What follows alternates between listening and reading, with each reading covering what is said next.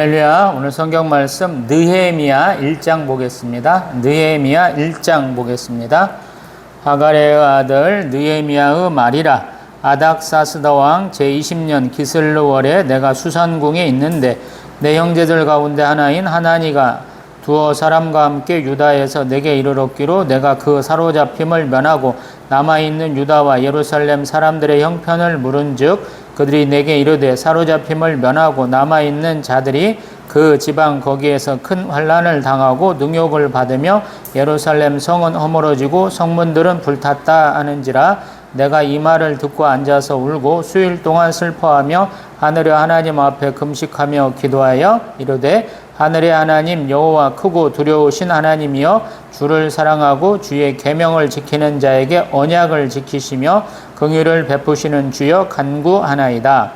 이제 종이 주의 종들인 이스라엘 자손을 위하여 주야로 기도하며 우리 이스라엘 자손이 주께 범죄한 죄들을 자복하오니 주는 귀를 기울이시며 눈을 여시사 종의 기도를 들으시옵소서. 나와 내 아버지의 집이 범죄하여 주를 향하여 크게 악을 행하여 주께서 주의 종 모세에게 명령하신 계명과 율례와 규례를 지키지 아니하였나이다. 옛적에 주께서 주의 종 모세에게 명령하여 이르시되 만일 너희가 범죄하면 내가 너희를 여러 나라 가운데에 흩을 것이요 만일 내게로 돌아와 내 계명을 지켜 행하면 너희가 쫓긴 자가 하늘 끝에 있을지라도 내가 거기서부터 그들을 모아 내 이름을 두려고 택한 곳에 돌아오게 하리라 하신 말씀을 이제 청한 건데 기억하옵소서. 이들은 주께서 일찍이 큰 권능과 강한 손으로 구속하신 주의 종들이요 주의 백성이니이다. 주여 구하오니 귀를 기울이사 종의 기도와 주의 이름을 경외하기를 기뻐하는 종들의 기도를 들으시고 오늘 종이 형통하여 이 사람들 앞에서 은혜를 입게 하옵소서 하였나니 그때 내가 왕의 술관원이 되었느니라. 아멘. 할렐루야.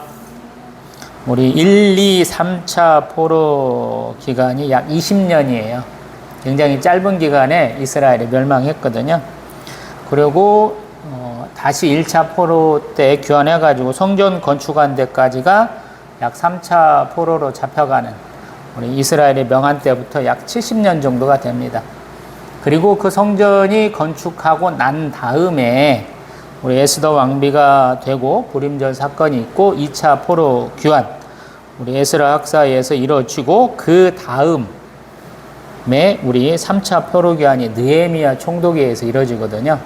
근데 1, 2, 3차 포로 귀환까지 포함해서 약 140년 정도 걸려요. 잡혀가는 건 20년 안에 다 잡혀갔는데 돌아오는데 140년 걸렸다고 보면 되거든요. 그러니까 굉장히 오래 걸린 거예요. 한편으로 보면. 우리가 잘 알다시피 586년에 나라가 망했고 538년에 포로귀환을 시작을 했어요.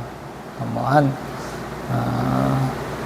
48년 이 정도 지나갖고 됐는데 이제 다시 445년에 3차 포로가 됐으니까 적어도 한 그 정도 되는 거지. 한 100년쯤 걸려가지고, 이렇게, 100년이 좀 못 돼가지고, 포로 귀환이 맞춰지는 거죠. 그리고 지금 느헤미야 총독이 하는 얘기는 조금 다른 거예요. 막 아무것도 없는데 와서 이렇게 그냥 벌판에다가 집을 짓고 성전이 이렇게 다 무너졌는데 세우는 정도의 일이라면 느헤미야 총독은 그거를 조금 더 가꾸는 거예요. 제대로 된 모습으로 바꿔가는 것이거든요. 우리로 말하면 개축이나 증축, 리모델링을 포함하는 개념입니다. 소위 말해서 건축물만의 개념이 아니고 이제 사람다운 이스라엘 백성이 이스라엘 백성다운 모습으로 바꿔가는 그런 개념으로 이해하면 좋거든요. 느헤미야 1장 1절 봅니다.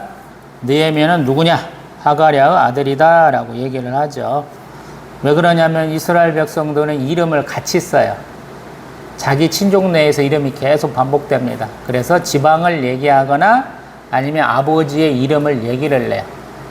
벤이나 바라는 이름이 신약에 가면 많이 나오는데 그렇게 불러요. 누구누구의 아들이다. 뭐 이러한 것들은 이스라엘에만 있는 게 아니죠. 우리 동양권에서는 성씨를 물어받아서 거기에 이름을 이렇게 넣습니다만 우리 중국의 영향을 받아가지고 뭐 서양 개념으로서는 굉장히 이름들이 길죠. 자기 할아버지 이름, 아버지 이름, 자기 이름 다 들어가잖아요. 또 가문의 이름까지 넣기도 해서 굉장히 길어지지 않습니까? 이스라엘 사람들은 아버지의 이름을 넣거나 지명을 넣는다라는 것이 핵심이고요. 그 다음에 이 사람은 아닥사스다 왕 제20년 우리 BC 한 446년경 정도에 자기가 약 포로귀환, 3차 포로귀환 하기 전에 약 1년 전에 있었던 일이다 라고 지금 얘기를 해요. 우리 기슬로월은 현재 우리 태양력으로 오면 11월에서 12월에 해당하는 때예요. 그리고 수산궁이 있었다 그래요. 우리 이 자기가 사는 땅, 바벨론 땅은 이렇게 온도차가 좀 있죠. 여름과 우리 우기, 건기의 차이가 있어서 성도를 막 옮겨 다니는데 그 중에 한 곳에 자기가 있었다라는 얘기를 하고요. 그가 한 소식을 들었다 그래요. 내 형제 가운데 하나인 하나니가 두어 사람과 함께 유다에서 내게 왔다라고 그래요. 지금 우리가 생각할 때는 포로 귀환한 사람들하고 바벨론 땅에 남은 사람들이 교류를 안 했어 이렇게 생각하기 쉬운데 아니라는 거예요. 1차 포로, 2차 포로 귀환한 사람들하고 지금 바벨론 땅에 남은 사람들하고 교제가 있었다, 교류가 있었다 지금 얘기하는 것이고요. 근데 특별하게 뭐라고 하냐면 내가 그 사로잡힘을 면하고 남아있는 유다와 예루살렘 사람들의 형편을 물었다 그래요. 우리는 유력한 사람들은 다 죽고 잡혀갔다라고 그러는데 느헤미야 1장 2절에서는 조금 다른 얘기를 하죠. 처음부터 포로로 안 잡혀온 사람들이 있었어 이렇게 얘기를 하죠. 특별하게 예루살렘에 남았던 사람들은 굉장히 하층민들만 남았다라고 그러잖아요. 우리 에레미야서를 보면 우리 요나답, 예후와 같이 북이스라엘에서 우리 우상 숭배하는 사람들을 잡들이는데 최선을 다했던 사람들의 무리가 밖에서 기거하다가 포위 공격당했고 어쩔 수 없이 선행에 들어왔어요 라고 하는데 그 사람들 같은 사람은 남았다라고 그러죠. 하나님이 너희들은 살려줄게 라고 말씀하셨고 그 사람들이 남았다라는 거. 그래서 우리가 볼 때는 굉장히 하층민들만 남아 있었는갑다 그러는데 여기는 더 포괄적으로 얘기를 하죠. 포로를 모든 국민을 잡아간 것이 아니다라고 얘기를 하는 거예요. 당연한 것이겠죠. 우리가 지금 역대도 새벽에 보고 있는데 다윗 왕이 즉위식 올 때 데려오는 용사들만 해도 수십만을 데리고 오거든요. 그 사람들 다 죽일 수는 없잖아요. 군대를 제거하고 또 젊은 사람들은 끌고 갈 수 있을지 모르겠지만 늙고 어린애들은 놔둘 거 아닙니까? 그래서 이러한 일들이 있는 것 같다라는 생각이 들어요. 3절에는 사로잡힘을 면하고 남아있는 자들이 당연히 거기서 큰 환난을 당하고 능욕받고 예루살렘 성은 허물어지고 성문들은 불탔겠죠. 당연한 거죠. 근데 문제는 뭐냐면 벌써 1차 포로 귀환을 했었고 2차 포로 귀환을 했다는 거예요. 그들이 맡겨진 어떤 임무들이 있을 거 아니야. 적어도 사람 사는 사회를 만들어야 되냐. 자기 터전도 읽어야 되지만 성전도 만들어야 되고 각종 도시 기능도 사실은 복구를 해야 되잖아요. 전쟁나면 가장 첫 번째 끊기는 것이 우리 기본적으로 삶을 이끌어가는 전기시설이 끊기고 수도신결이 끊기잖아요. 뭐 가스는 말할 것도 없고. 우리 북한하고 대한민국 전쟁 나면 제일 그게 걱정이죠. 우크라이나 러시아 전쟁 때도 보면 우크라이나가 그것 때문에 굉장히 고통을 받죠. 발전소들 다 이렇게 폭격 맞고 뭐 수력 발전소도 막 부숴가지고 문제가 되기도 하고 막 그러잖아요. 여기도 마찬가지야. 도시 기능이 상실됐다라고 얘기하는 거예요. 근데 왜 그거를 못 복구했을까라는 거예요. 우리가 다니엘서도 봐도 우리 앞에 에스라서를 봐도 스룹바벨 총독 또 에스라 학사를 보고 에스더 왕비의 얘기를 딱 보면서 그 정도 역량은 있지 않았을까? 계속 왕의 조서가 나가가지고 그들이 하는 일을 협조하라 그랬잖아요. 물론 방해는 계속 있었다라고 얘기했지만 이 정도는 되지 않았을까 그러는데 실상은 다르다라는 거. 왜 실상은 다를까요? 제국이어서 달라요. 제국이어서. 이건 고대의 대제국이기 때문에 군사력 빼고는 나머지는 잘 안 이루어진다고 보면 돼요. 소위 봉건제 개념이에요. 왕이 군대 좀 데리고 와서 싸우자 그러면 데리고 가는데 세금 걷고 그 지방 다스리는 거 네 맘대로 해 이런 거에 가까운 거예요. 사실은. 그래서 이런 게 안 이루어졌는갑다라고 우리가 추정할 수 있는 거예요. 그래서 성경이 말하는 것이 다 정답은 아니에요. 제가 항상 어쩐 때 말씀드리지만 성경이 성경을 쳐요. 아니 왕이 조서가 와가지고 적극적으로 협력했다고 했는데 이런 일이 없어야 될 것 같잖아. 근데 아니라는 거예요. 도시 시설도 하지 정비되지도 못했어 이 얘기를 좀 하잖아요. 그래서 4절 내가 이 말을 듣고 앉아서 울고 수일 동안 슬퍼하며 하늘의 하나님 앞에 금식하며 기도하였다라는 거예요. 이 사람들이 되게 금식 기도하는 게 되게 이래요. 울고 수일 동안 슬퍼하고 금식하며 기도한다. 이 사람들의 금식은 대부분 물도 안 마시는 금식이에요. 이게 대단한 거야. 소위 목숨 걸고 기도하는 거야. 한국 사람들 우리 대한민국 교회에서 말하는 금식 기도하면 물 열심히 마셔가시면서 건강 생각하시면서 하시는 거랑 좀 달라요. 굉장히 아파했다라는 것을 얘기를 하는 거야. 하나님 앞에 정말로 이렇게 겸손한 모습을 보였다 하는 거랑 똑같은 거예요. 그러면서 기도의 내용이 5절 이하로 나오죠. 첫 번째, 하늘의 하나님 여호와 크고 두려우신 하나님이여. 왜 하늘의 하나님이라고 불렀는지 모르겠어요. 이게 조금 학자들 같은 경우에는 그 당시 중근동에 있는 여러 종교의 역할을 좀 받은 것이 아니냐 이런 얘기까지 해요. 왜냐하면 여호와 하나님 우리는 다 통일하잖아요. 익숙한 만큼 그게 통일되어 있다는 것인데 하늘의 하나님으로 좀 가요. 그래서 아마 여기에는 조금 더 의미를 넣고 싶었던 것 같아요. 아마도 소위 말해서 느헤미야 총독이라는 사람은 우리가 에스라 학사를 이렇게 높이 바라보는 의미, 종교적인 색채가 굉장히 강했던 분으로 본다면 느헤미야 총독은 그 높은 것이 우리 수준으로 내려와야 돼요. 소위 말해서. 느헤미야 총독은 굉장히 종교적 색채가 강하고 또 이렇게 영적으로 좀 많이 좀 각성이 돼 있는 분이에요. 느헤미야는 조금 그것과는 좀 달라요. 평신도로서 어떤 최상급의 모습을 보여요. 제가 하자면 굳이 하자면. 그래서 말하는 것이 조금 우리가 여태까지 보았던 아주 경건한 그 기도하고는 조금 달라요. 굉장히 일상하고 관계된 거예요. 제가 성경 인물 중에 가장 좋아하는 인물 중에 하나가 느헤미야거든요. 이제 그 모습이 여기서 계속 보여요. 이제 제가 그 말씀 드려볼게요. 주를 사랑하고 주의 계명을 지키는 자에게 언약을 지키시며 긍휼을 베푸시는 주여 이렇게 불러요. 되게 많죠. 되게 창조자 하나님을 되게 많이를 얘기를 해요. 그 다음에 우리하고 관계에 대한 얘기들을 많이 하거든요. 이스라엘 백성하고. 근데 느헤미야 총독은 지금 외치고 싶은 게 뭐냐면 주를 사랑하고 주의 계명을 지키는 자에게 언약을 지키시고 긍휼을 베푸시는 주시다라는 거예요. 되게 이 정도면 하나님 앞에 간구하고 싶어요 라고 얘기하는 거죠. 하나님 제 기도 절대 들어주셔야 돼요 라고 간절한 그 이미지가 벌써 떠오르잖아요. 그 다음에 또 붙여요. 주여 간구합니다 라고 얘기를 해요.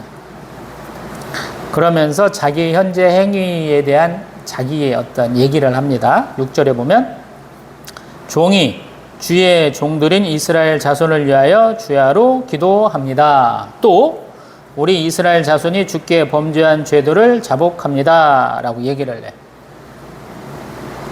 이게 자기가 겪는 일 때문에 기도하는 게 아니에요. 이스라엘 땅에 있는 자기 종족들을 위해서, 자기 민족들을 위해서 지금 기도하는 것이기 때문에 지금 더 열심을 내는지도 모르겠어요. 제가 가끔씩 성경 얘기하다 보면 그 얘기하죠. 내가 나의 일을 가지고 얘기하는 게 아니고 내가 속한 집단을 대표해서 하나님 앞에 기도할 때가 있다라고 말씀드려보잖아요. 그게 대부분 기도의 어떤 핵심이거든요. 우리는 개인의 기도를 하는 것이 굉장히 중요해 이렇게 많이 배우는데 사실은 하나님이 나를 찝어서 우리 대표로 기도시키는 거예요. 많은 분들이 한국 교회를 대표해서 기도하시지는 않잖아요. 왜? 범위가 너무 많이 넓혀지는 것 같고 내가 그런 대표성이 있나 좀 이렇게 부끄러워하시는 분도 많고 내가 설마 그렇게까지 해야 돼? 이러신 분도 많거든요. 근데 성경에 나오는 인물들은 되게 대표성을 띄어요. 근데 그 대표성을 띄는 분들이 가만히 보면 신분이 뭐 높다거나 뭐 성경적 지식이 높다거나 그런 분들도 있을 수 있는데 대부분은 그냥 평범하신 분들, 오히려 우리가 쉽게 생각할 수 있는 분들이 이렇게 많이 해요. 그래서 우리는 이런 걸 성령의 감동 따라서 기도했다 그래요. 제가 항상 신령한 점만 사랑하는 어린아이가 아니고 우리 장성한 자가 되어서 단단한 음식도 먹는 자가 돼야 된다고 말씀드리잖아요. 지금 그러한 대표성을 가지고 지금 느헤미야가 하나님 앞에 기도하는데 자기 자손, 이스라엘 자손이 주께 범죄한 자들을 자복합니다 라고 그래. 제가 이 얘기 되게 많이 하죠. 우리 요한일서 1장에 나오잖아요. 제가 죄를 지었습니다 라고 고백하지 않으면 하나님의 용서가 없다고. 먼저 죄를 구해야 된다고. 하나님이 내가 죄를 지었습니다 라고 말하지 않는 사람을 용서하지는 않아요. 우리는 예수 그리스도의 십자가 보혈로 구속함 받았습니다. 십자가 대속으로 구원 받았습니다. 은혜 받았습니다. 구원 받았습니다. 이 얘기를 너무 많이 들었거든요. 그래서 내가 말하지 않아도 내가 고백하지 않아도 내 죄는 다 사라질 거야 이렇게 생각하기 쉽거든요. 옆에 있는 사람이 들을까 봐 우리는 조용조용히 기도하잖아요. 이스라엘 사람들의 기본적인 기도는 항상 통성이에요. 서양 사람들 마찬가지. 지금의 21세기 서양 교회들 얘기하는 거 아니고요. 우리가 흔히 경건서적에서 보는 뛰어나신 인물들의 기도 방식이 뭐냐는 거예요. 통성기도예요. 통성기도. 통성기도는 적어도 공간 안에 있으면 그 사람들이 들을 정도는 되는 거예요. 그가 뭔 기도를 했다고 그가 자신의 죄를 구한다고 그래서 일일이 따지지는 않아요. 그 사람들은. 우리는 그거 갖고 흉보고 그거 갖고 공격하고 그러거든요. 우리 수준이 너무 낮은 거예요. 그런 식으로 기도했으면 우리 개신교는 탄생도 못했어요. 우리 루터 같은 사람 맨날 화장실에서 떠드는데 우리 한국 사람들 같으면 조용히 똥이나 싸 이런 얘기 할 사람들이 수두룩하거든요. 재래식 화장실에서. 루터는 그렇게 기도했어요. 화장실에서. 우리 화장실에 떠들면 굉장히 싫어하죠. 힘줘야 되는데 뭔 짓이냐고 그러잖아요. 그렇게 어떤 사람이에요, 그 사람. 또 어머니 얘기해서 시간을 또 잡아먹고 있는데 자복하는 내용에 대한 얘기는 좀 이따 나와요. 주는 귀를 기울이시고 눈을 여시사 종의 기도를 들으시옵소서. 아멘. 이게 굉장히 초보적이다 하는 이유가 그래요. 하나님이 눈, 귀 다 막고 계신다. 이런 개념으로 착각하기 쉽잖아요. 이것은 되게 이방 종교들을 놀려먹을 때 한 얘기고 굉장히 급할 때 하는 기도 내용이에요. 하나님 주무시나요? 눈 감고 쉬시나요? 낮잠 주무세요? 아니잖아요. 근데 이게 들어갔어요. 간절하기 때문에 넣는 거예요. 의인화가 돼가지고. 신학적으로는 맞지 않아요. 어떤 분은 주여, 주여 그러면 왜 하나님을 주여라고 불러? 주님, 주님이라고 부르라고 님자 붙이라고 그러잖아요. 우리는 높임말이 있잖아요. 그래서 이 해석들이 굉장히 어렵잖아요. 압존법이 있어요, 또. 주 앞에서 다른 사람들 다 깎아내려야 돼요. 하나님 얘기할 때 목사는 목사예요. 목사님이 아니고. 장로님도 안 돼요. 장로예요.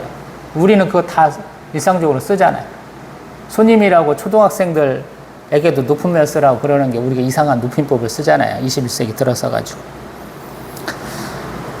그 하나님 앞에 회개 잡아가는 내용이 첫 번째, 나와 내 아버지의 집이 범죄하였습니다. 라고 얘기하는 거. 이게 중요해요. 기도에서는 항상 가장 중요한 것을 반복적으로 해야 되고 그걸 많이 얘기를 해야 돼요. 범죄하였습니다. 자복하였습니다. 이걸 많이 하는 거예요. 이건 중언 부언의 내용이 아니에요. 같은 얘기지만 조금 다르게 표현하는 거예요. 중요하기 때문에 주를 향하여 크게 악을 행하였습니다. 주께서 주의 종 모세에게 명령하신 계명과 율례와 규례를 지키지 아니하였습니다. 라고 얘기하는 거예요. 옛적에 주께서 주의 종 모세에게 명령하여 이르시되 만일 너희가 범죄하면 내가 너희를 여러 나라에 흩을 것이요 만일 내게로 돌아와 내 계명을 지켜 행하면 너희가 쫓긴 자가 하늘 끝에 있을지라도 내가 거기서부터 그들을 모아 내 이름을 두려고 택한 곳에 돌아오게 하리라 하셨습니다. 이거 모세가 한 내용이죠. 신명기 30장에 있는 내용이에요. 근데 하나님이 언양하셨으니까 하나님도 인정하신 것이 아닙니까? 이렇게 얘기하는 거예요. 그래서 제가 얘기하잖아요. 앞도 구분 못한다고. 굉장히 초보적인 기도라고. 성경에 써 있으니까 하나님 이렇게 말씀하셨는가 봐. 아니에요. 이거 신명기 29장 가볼까요?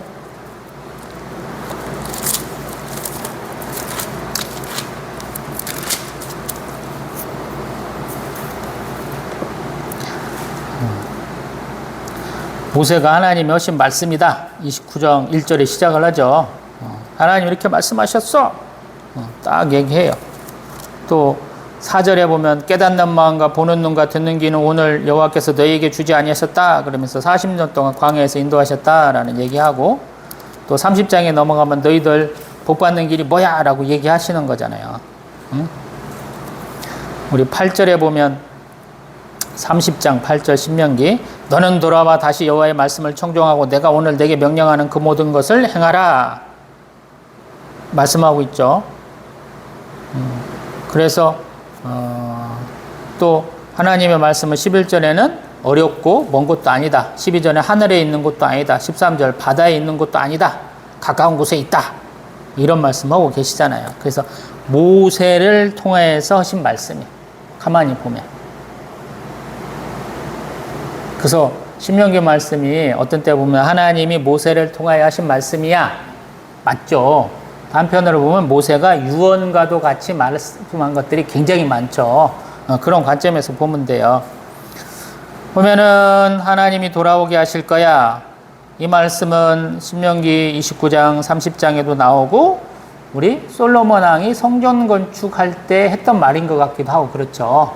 또 물론 이제 예레미야서 정도에 가면 하나님의 말씀을 지켜야 된다. 12장 정도에 이 말씀하고 있기도 하고요. 근데 그러한 말씀, 하나님이 예전에 많이 말씀하셨던 말씀을 지금 하나님 앞에 아뢰입니다. 라는 거. 이게 말씀하신 거, 주의 종을 통해서 선포하신 말씀을 이루셨으면 좋겠습니다. 라고 간구하는데요. 감사한 거죠. 그 다음에 우리 10절.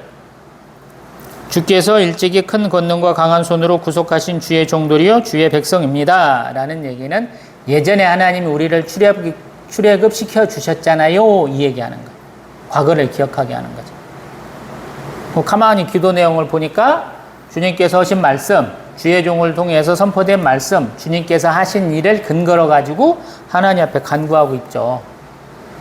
좋은 거죠, 이게. 응답될 가능성이 높은 거예요. 제가 항상 성경의 내용으로 기도하시면 더 응답이 빠릅니다. 이런 식의 말씀을 많이 드리잖아요. 그래서 중요한 거예요. 또 11절 주님 구합니다.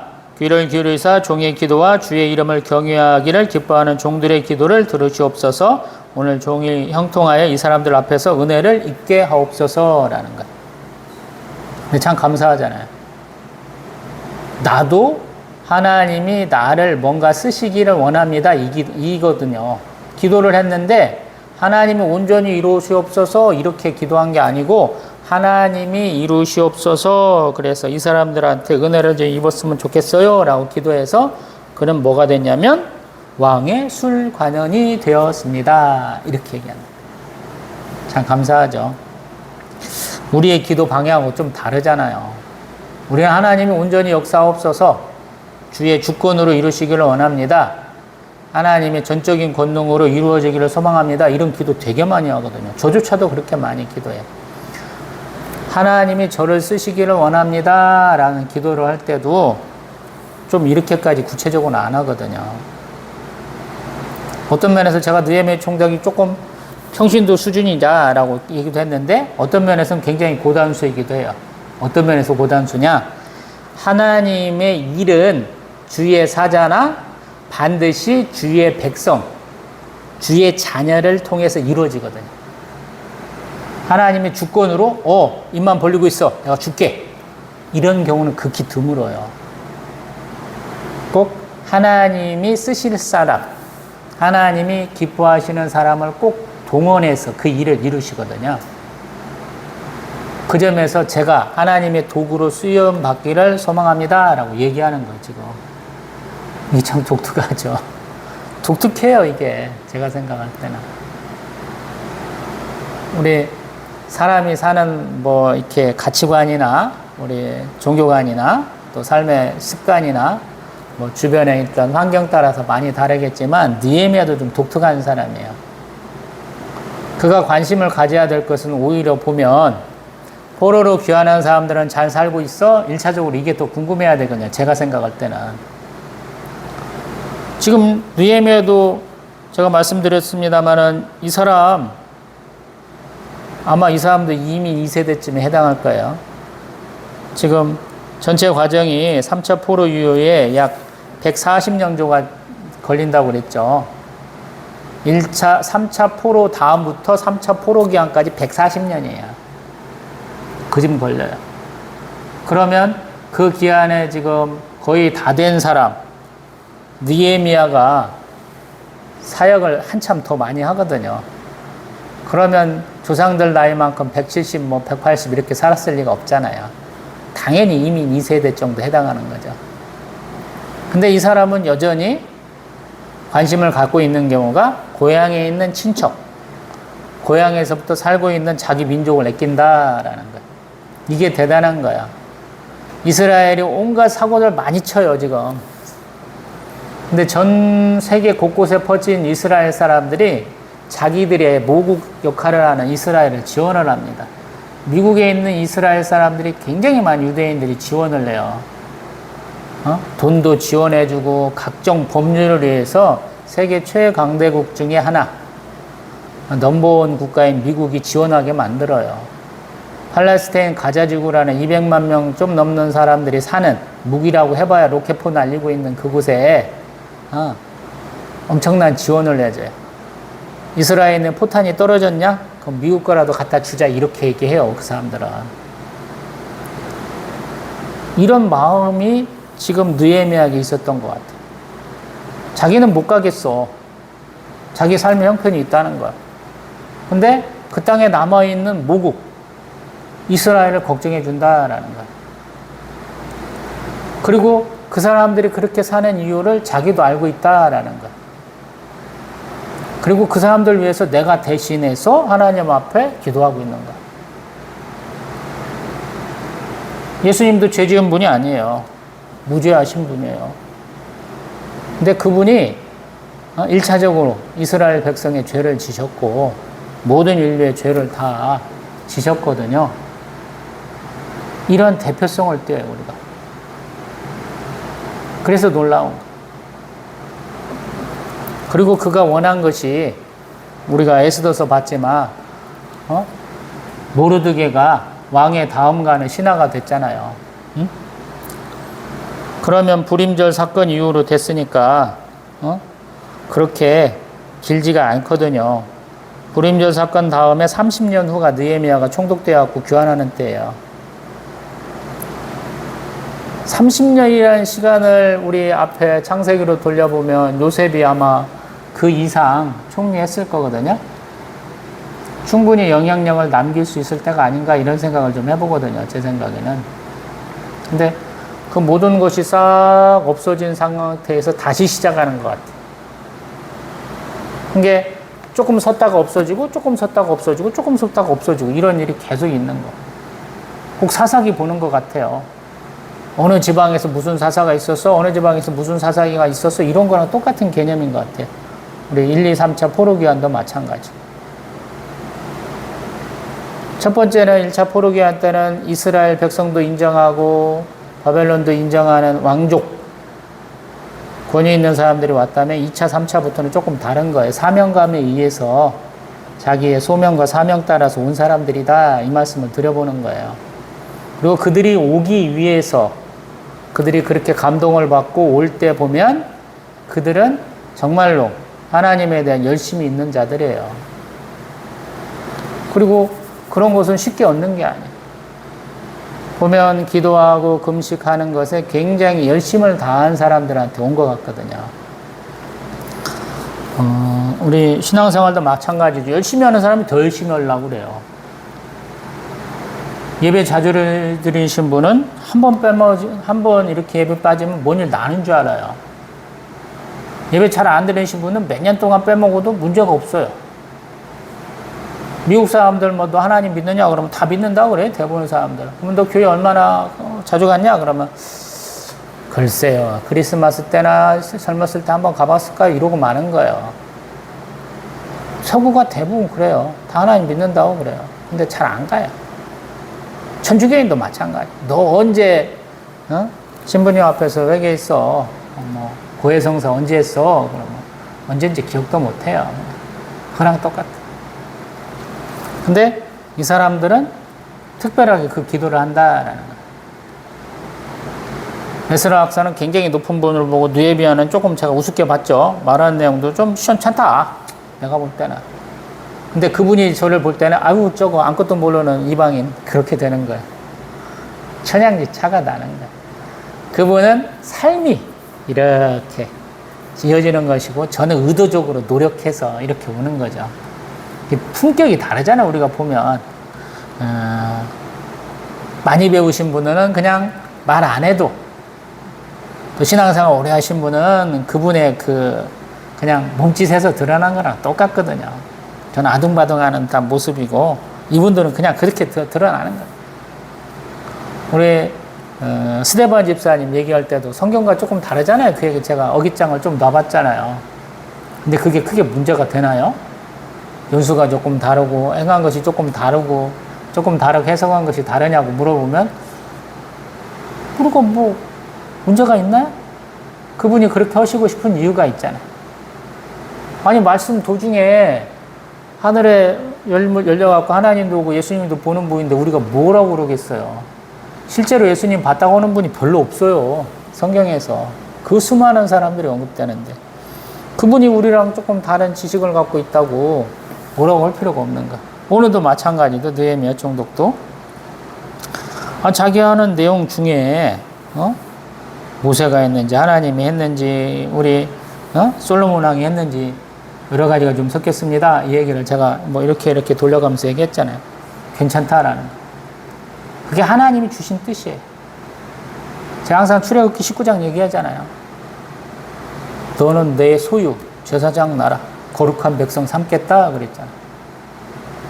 땅과 자손의 축복을 하잖아요. 하나님이 주시면 그게 자기 기업이에요. 이스라엘 땅이 그래서 하나님이 주신 축복의 땅이야. 그 땅을 어떻게든 찾으려고 그러니까 지금 이렇게 박터지게 싸우는 거야. 자기들 땅도 아니야. 한 2000년 넘게 지금 자기들 땅도 아닌데 그 땅 가가지고 우리 땅이야 이렇게 하고 우겨갖고 거기서 살잖아요. 그 사람들 종교에서는 그 사람들 신앙에서는 너무 당연한 것이고 다른 사람들은 절대 인정 못하는 거죠. 그렇게 얘기하면 중국 땅 절반이 대한민국 땅이에요.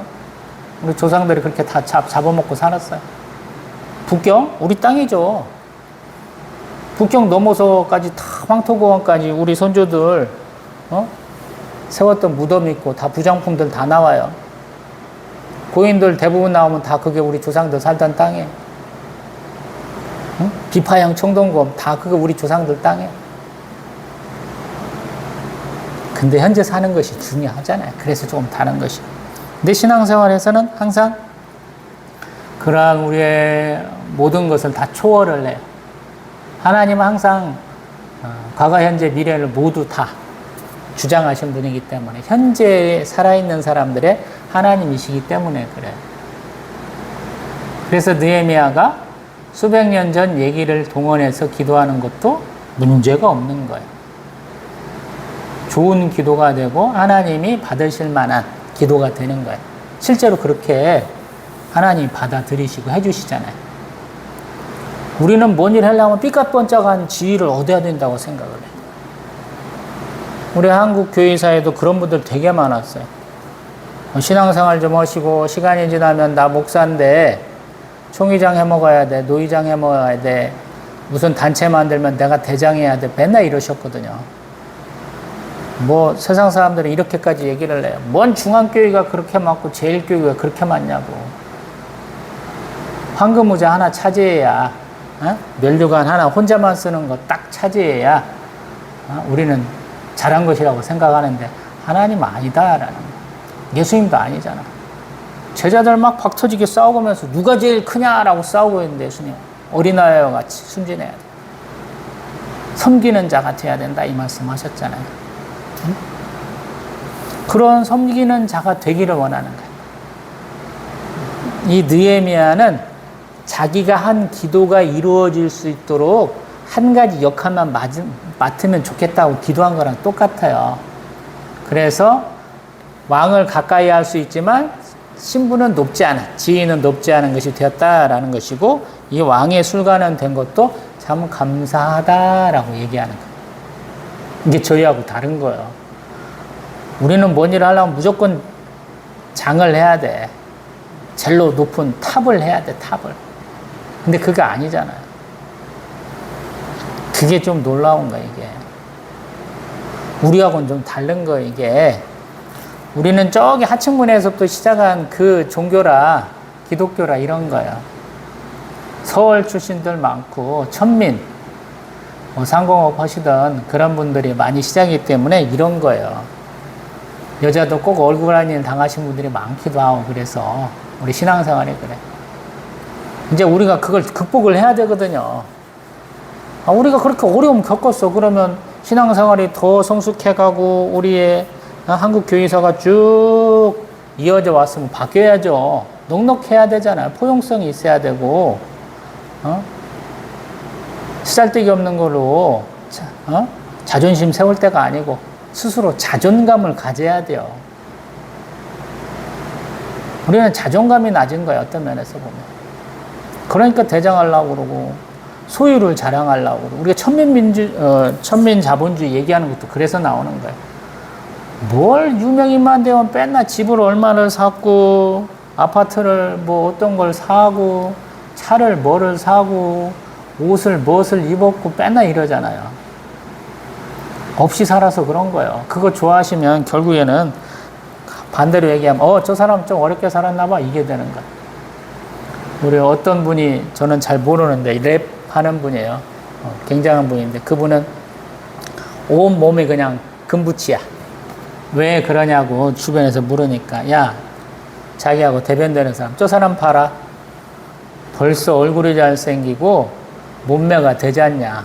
근데 우리 같은 사람은 그거 안 되니까 포인트를 옮기려고 그런다. 남들이 보는. 그래서 금 목걸이, 금반지 이런 거 잔뜩 한다고 그러다. 명품으로 도배한다고 그러다. 우리도 그런 거예요. 어떤 면에서 보면. 하나님 앞에 나와가지고 복 받는 것이 보상심리에 의한 기도들을 많이 하시거든요. 나는 배 골았으니 자녀들은 좀 잘 됐으면 좋겠어. 내가 판자촌 같은 데서 살았으니까 내 아들내미는 남들이 부러워할 만한 고래등 같은 집, 예전에는 기와집이었는데 요즘에는 정말로 몇백 평까지는 안 가도 100평 정도 넘는 레지던스 뭐 이런 것들 살았으면 좋겠어. 이런 꿈들 가지시잖아요. 제가 얘기하잖아요. 아파트 좀 그만 얘기하라고. 로마가 한상 번창하던 시대에 가장 가난한 사람들이 살던 곳이 아파트예요. 서민 아파트야 다.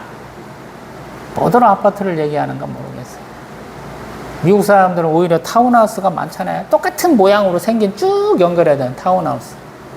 30년 뭐 모기지, 50년 모기지 해가지고 죽을 때까지 그냥 임대로 내가 사는 그런 집. 우리하고는 좀 다르잖아. 우리도 잘 사는 사람들 보세요. 역대로 잘 사는 사람. 면 단위, 군 단위가 다 한 사람 거야. 우리 조상들이 그래서 배고프고 살았지만 99칸. 칸수가 이렇게 기와 한 장. 물 똑똑똑 떨어지는 사랑 제 안방 뭐 이렇게 건넌방 다 있는 그런 형태. 그걸 꿈꾸시고 하세요. 차라리. 그러면 나 이해하겠어. 이해해도 되겠어. 근데 가난한 집 살시던 모습으로 기도하고 그러시잖아요. 그래서 우리 성경에서 얘기하잖아. 그런 분들 위해서 얘기를 하잖아요. 우리 요한 사도가 얘기하잖아요. 우리가 죽어서 갈 새하늘과 새 땅은 어떤 곳인지. 그냥 발에 치는 게 금은 보석이야. 땅에 깔렸어. 그게 도로야. 성전문, 성벽, 성둘레가 다 보석이야, 보석. 응? 우리가 갖고 싶었던 게 그냥 천지사방의 빛깔이야. 해와 달도 필요 없어. 하나님이 계시니까. 시냇물에는 그냥 하도 병 걸려갖고 우리가 하나님 앞에 병 좀 고쳐주세요. 그러니까 그냥 사시사철 생명수 다 흐르고, 응? 이파리만 하나 따먹으면 낫는 그런 생명수 나무들이 다 있는 거예요. 다시 성경 말씀으로 돌아가 봅니다. 하나님은 어떤 사람의 신분, 지식, 삶의 환경 다 안 따지세요. 하나님께 열심히 있는 자, 또 이렇게 자신이 누군가를 대변할 수 있다는 자신감이 있는 사람을 쓰세요. 우리 느헤미야가 제대로 된 사람이니까 그러면 제가 아니라고 그러죠. 왜? 1차 포로기한 때 뭐하고 2차 포로기한 때 뭐하고 하는데 아직도 그 자리에 남아 있어요. 열심히 있으면 갔어야지. 안 가고 있잖아요. 쥐가 열심히 있으면 먼저 가지 왜 안 가고 있어. 근데 그런 거랑 상관없이 하나님을 쓰시는 것은 하나님의 언약의 말씀을 믿고 간구할 줄 아는 사람이다 라는 거예요. 저 항상 하나님은 사람을 이렇게 자신의 도구로 쓰셔요. 많은 역할을 맡기는 게 아니야. 하나님이 역할을 할 수 있도록 한 사람을 끼워 넣어요. 그 사람의 입으로 이렇게 떠들어라. 저만의 생각인지 모르겠어요. 산상수훈 가운데도 팔복의 말씀 다음에 얘기하시잖아요. 너희는 세상의 소금, 세상의 빛이라고. 너희가 착한 행실을 해서 다른 사람들이 그걸 보고 하나님 앞에 영광을 돌리게 하라 이러잖아요. 사람을 쓰시는 거예요, 사람을. 이 순간 하나님이 느헤미야 1장에서 느헤미를 쓰시기로 맘먹었다는 거예요. 그리고 느헤미야가 그렇게 결단한 이유는 뭐냐면, 아니 포로로 잡혀오지도 않고 그 땅에 있었으면 잘 먹고 잘 살을 줄 알았는데 아니다라는 거예요. 자기 삶의 터전에서 떠난 사람이 얼마나 고생하겠어요. 근데 보니까 남아있는 사람도 참 힘들게 살더라 이 얘기를 들으니까 그 사람들이 불쌍해진 거야. 그 말은 뭐냐면 느헤미야가 어떻게든지 먹고 살만해졌다는 거예요. 고생을 해가지고. 쉽지 않은 거죠. 지금 포로로 잡혀가지고 100년의 세월 동안에 지금 자기의 터전을 마련했다는 건 쉽지 않은 거거든요.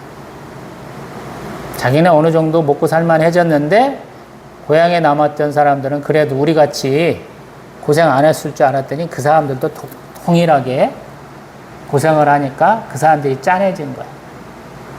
불쌍해지고 그래서 자기가 하나님 앞에 기도하는 거야. 기도해보니까 깨달아진 게 뭐냐면 이게 다 우리가 여기 말하는 것처럼 계명, 율례, 규례를 안 지킨 거야 라고 얘기하는 거야. 근데 그 계명, 율례, 계명, 율례, 규례를 보니까 하나님이 말씀하셨네. 회개하고 자복하고 하나님의 언약의 말씀을 따라서 우리가 돌아가고 싶습니다 라고 기도하면 하나님이 돌아오게 해주시겠다 하신 말씀이 있더라라는 거. 그래서 하나님 앞에 잘못했습니다 얘기할 때도 하나님의 말씀으로 잘못했습니다 그러고 하나님의 용서를 구할 때도 하나님의 말씀에 의해서 용서해 주십시오 라고 얘기했다는 거거든요. 제가 항상 강조하는 거죠. 기도를 굉장히 개인적인 것으로 할 수 있지만 좀 이렇게 하나님의 말씀을 넣어서 기도하시라 제가 그렇게 많이 권하잖아요. 성경에 근거가 있으니까 이렇게 얘기가 쉽잖아요. 우리가 판단하기 좋잖아요. 이 사람이 어떤 생각으로 할 수 있겠네. 이 사람의 기도 내용은 어디에 나왔었던 거네. 이렇게 하는 거죠. 그래서 항상 말씀은 기도의 내용을 풍성하게 해요. 그리고 기도의 방향을 잡아줘요. 그것 없이 계속 자기가 성경도 안 보고 내가 기도를 잘해 그러면 이게 조금 엇나가요. 어떤 면에서 보면. 제가 항상 서치라이터, 레이저를 이렇게 비교를 하죠. 서치라이터도 빛 착 가요.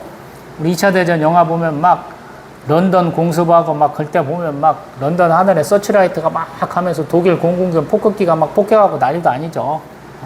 근데 서치라이트보다 더 멀리 가는 게 레이저예요, 결국에는. 우리 신앙생활도 마찬가지야. 말씀이 처음에는 없어도 누군가가 이렇게 해준 얘기 듣고 귀동냥으로 듣고 조금 여기서 조금 저기서 조금 뽑아갖고 해도 서치라이터처럼 간 것 같거든요. 근데 그게 구름을 만나고 뭔가 기상 조건이 악화되고 내가 자꾸 집중하지 못하면 그것들이 점점 별 힘을 잃어가요. 근데 레이저는 조금 더 강렬해요. 그래서 레이저 같이 보려면 물론 레이저도 한계가 있겠죠. 근데 더 잘 보려면 말씀을 자주 보시라는 거예요. 그리고 그 말씀에 기초해서 기도하면 더 좋다라는 거예요. 오늘 개인의 사정 별로 안 나왔죠. 개인의 사정 없어도 하나님이 다 챙겨주신다니까. 예수님이 너 무엇을 먹을까, 무엇을 마실까, 무엇을 입을까 기도하지 말고 하나님 앞에 그의 나라와 그의 의를 간구하면 너에게 필요한 거 하나님이 다 주실 거야. 이렇게 말씀하시잖아요.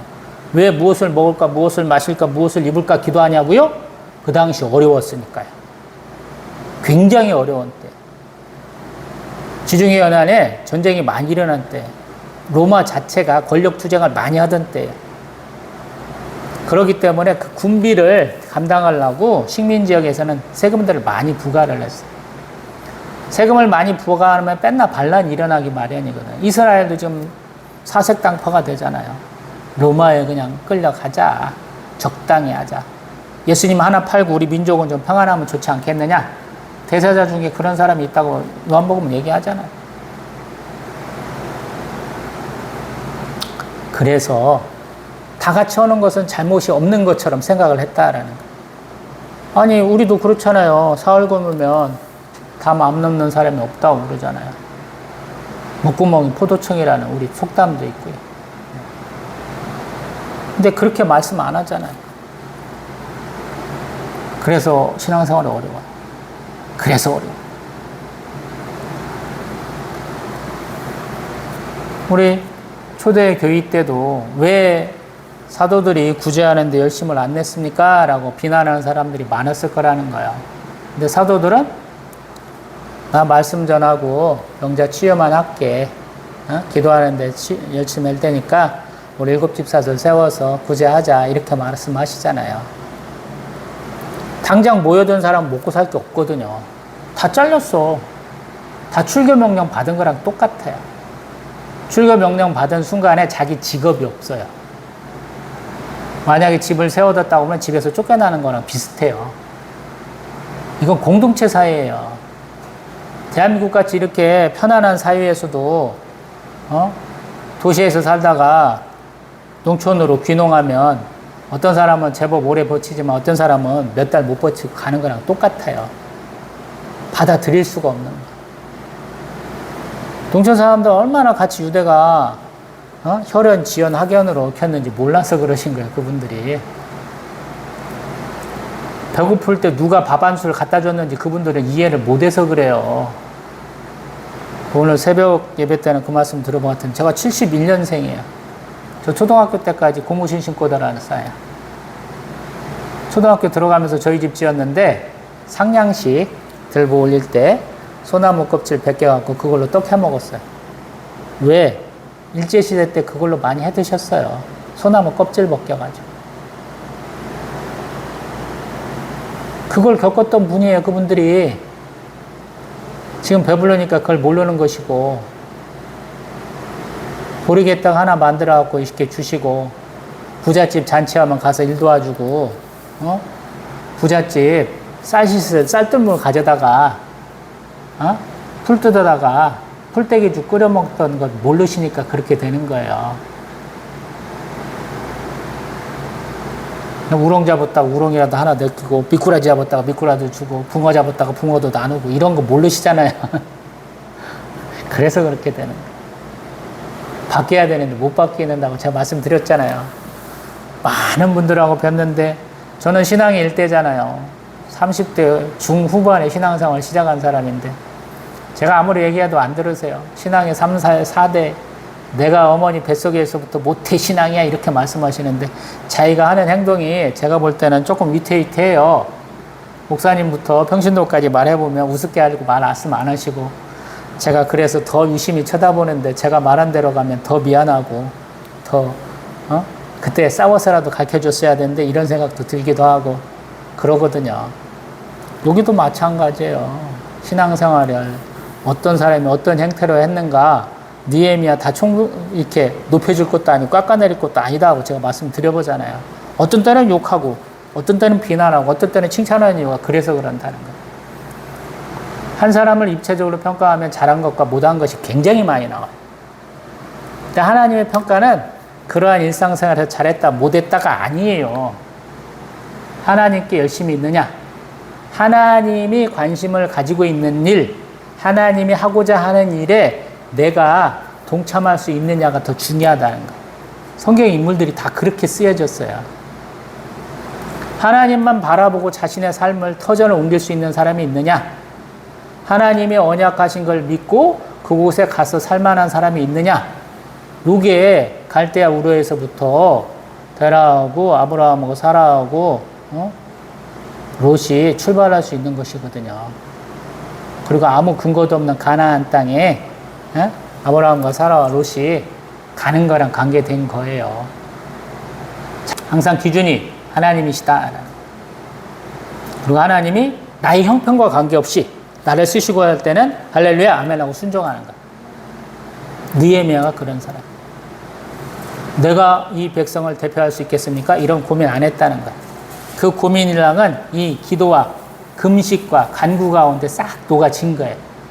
그래서 가장 중요한 거, 이스라엘 백성을 하나님 용서하신다면 다시 포로 귀환해서 우리가 살만한 곳, 하나님이 축복하신 젖과 꿀이 흐르는 땅 같이 만들어 보겠습니다 라는 열망을 갖고 기도했더니 하나님이 그를 술 관원이 되게 하셔서 그를 인도하셨다, 이 얘기를 오늘 말씀드리고 싶었어요. 또 뵙겠습니다.